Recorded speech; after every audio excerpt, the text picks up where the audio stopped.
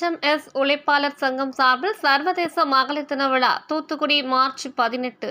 Tamil Nadu HMS உழைப்பாளர் சங்கம் சார்பில் சர்வதேச மகளிர் தின விழாவில் சாதனை பெண்களுக்கு விருதுகள் வழங்கி கொண்டாடப்பட்டது. தமிழ்நாடு HMS உழைப்பாளர் சங்கம் உலக மனித உரிமைகள் பாதுகாப்பு ஆணையம் சார்பில் சர்வதேச மகளிர் தின விழாவை முன்னிட்டு தூத்துக்குடி தனியார் மகாலில் சாதனை படைத்த பெண்களுக்கு சாதனையாளர் விருது மற்றும் நலத்திட்ட உதவிகள் வழங்கும் விழா நடைபெற்றது. விழாவிற்கு HML மாவட்ட தலைவரும் தூத்துக்குடி பிராந்திய ஆலோசனை குழு உறுப்பினரும் தேசிய தொழிலாளர் கல்வி மற்றும் வளர்ச்சி வாரியர் டாக்டர் ராஜ்குமார் தலைமை வகித்தார்.